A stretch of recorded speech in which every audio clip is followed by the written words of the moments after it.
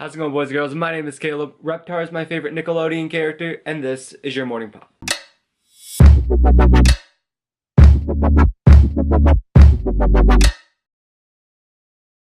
So, if you watched yesterday's video, you know that in my little preface introduction thing, fun fact was that I wish I liked reading a little bit more. And that kind of got me and some people talking, and they were kind of interested on if I actually have ever read. And so today what I'm doing is I am covering some of my favorite books that I have read and what I kind of liked about them. So kicking off, we have The Hobbit by J.R.R. Tolkien. And if you know anything about this, it's pretty much the prequel to the Lord of the Rings series. They made 3 movies out of this one book. But the thing that I like about it is that it's kind of my, like if people were to ask me what my favorite genre of book is, this is like the perfect thing where it's like it has adventure and it has like sci-fi elements, but it isn't like the more sci-fi that you would see in like Star Wars or something. Because with that, that's more something that like you want to watch. Like you don't want to read a Star Wars book and hear about the lightsabers going vroom, or see like I don't know, like the pew pew of the guns. Like you don't want to see that. But the good thing about the world of J.R.R. Tolkien and Middle Earth is that it's designed to be more of a magical place that uses a lot of its basis on the natural elements. So like, I mean, it's even right here on the cover where the Hobbit people build their homes in the hills. Like, it's just a good book for what you want to read, and then it also translates well into the movies. The next good book that I read is Gumption by Nick Offerman. And what this book is it's kind of his take and like storytelling of some of the greatest and most influential leaders on America. So like in the first part of it, he goes over George Washington and some of the stories of it. And if you know Nick Offerman, you probably know him from Parks and Rec as Ron Swanson. And if you know anything about the character of Ron Swanson, you know that that's exactly who Nick Offerman is, like in his real life. So the cool thing about reading this book is that when you read it, you kind of read it as though it is Ron Swanson telling it, because that's exactly how the storytelling is. And like it doesn't cut away from that.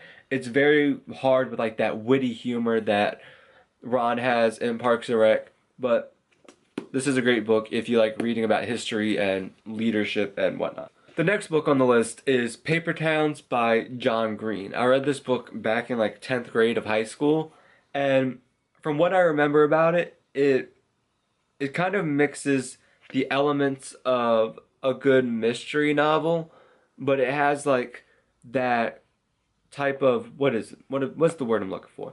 It has the type of like teenage love story that John Green is like famous for. He also wrote The Fault in Our Stars and Abundance of Catherines and Looking for Alaska.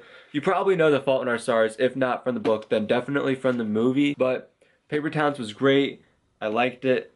I wouldn't say I loved it, but I liked it. I knew I liked it enough to put it on this list of books that I have read. And the next book, which is probably it is my all-time favorite book.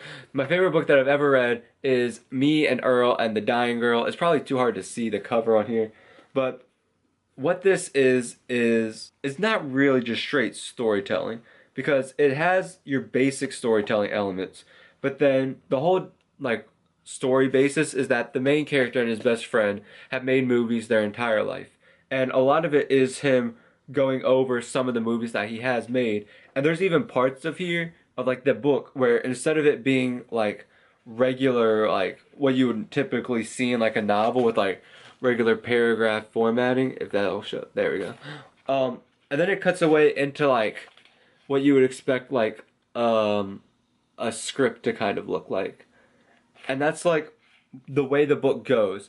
And then it also has a slight hint of a love story, but that's not what the plot is centered around and focused on and what it fully relies on. It has a great cast of characters in it, and it portrays the reaction of friends and family to cancer very well. And I think that's something that's really hard to do, but Jesse Andrews, God bless you. You nailed a lot of stuff with this book. The movie didn't do it justice, so I wouldn't recommend watching the movie and then this. Definitely read this. Just read this. Don't watch the movie. Focus on this. This is what you need. And then the current book that I am working on, because I am working on reading, I said I wanted to do it more because I wished I liked it more. But I am reading a book right now, and that book is Goliath Must Fall by Louis Giglio. It's a great book. I'm not too far into it, but what I have read so far has been freaking amazing. And it's Louis Giglio. I expected nothing less. I went to Passion Conference this year, and listening to him speak was incredible. And if you've never heard him speak, I would highly recommend for you to go ahead and just pull up a speech of his and just listen to it. The guy knows so much stuff, and it is insane. Anywho, that's all I have for you guys today. I really hope you enjoyed. I'll see your faces bright and early tomorrow morning. My name is Caleb. Have a great day.